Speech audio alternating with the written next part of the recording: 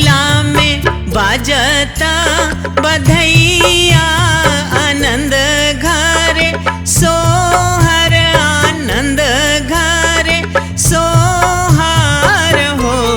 आहो जनमे है दीन दयाल तीनहु कुल तारन मायरिया जुड़वावन, मायरिया जुड़वावन हो। आहो जनमे है दीन दयाल तीनहु कुल तारन मायरिया जुड़वावन, मायरिया जुड़वावन हो।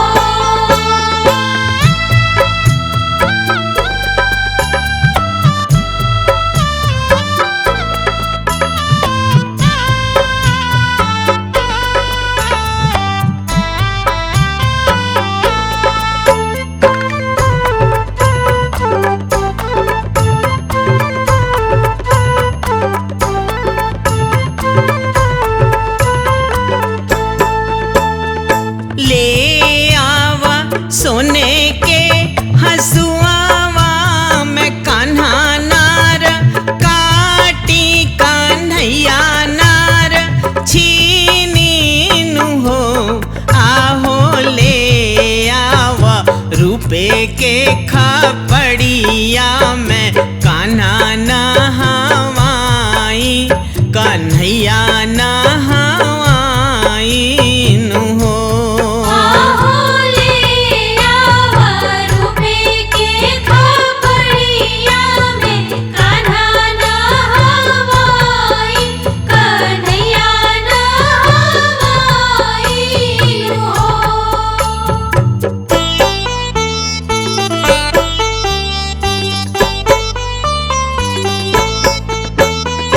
ले आवा सराई के सुपवा कन्हैया नेवा छावर त कान्हा नेवा छावर हो। आहो ले आवा पियर पीतांबर में कान्हा पहिनावहु, कान्हैया पहिनावहु हो। आहो ले आवा पियर पीतांबर में कान्हा पहिनावहु, कन्हैया पहिनावहु हो।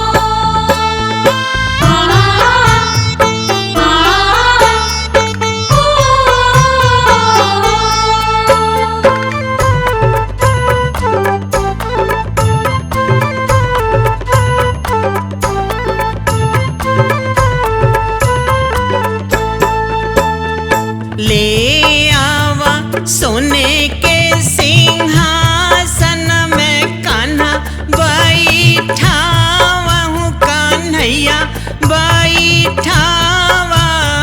हो। आहो ले आवा सुरही के दूधवा में कान्हा के पियावहु, कान्हैया के पियावहु हो। आहो ले आवा सुरही के दूधवा में कान्हा के पियावहु, कन्हैया के पियावहु हो।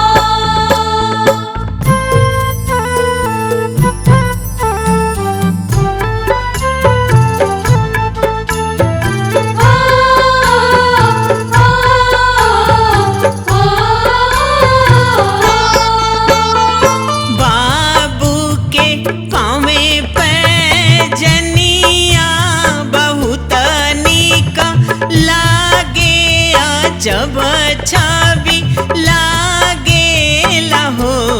आहो ठुमकी ठुमकी पैया धरे जसोदा जी के अंगना, अंगनवा सोहावन हो। आहो ठुमकी ठुमकी पैया धरे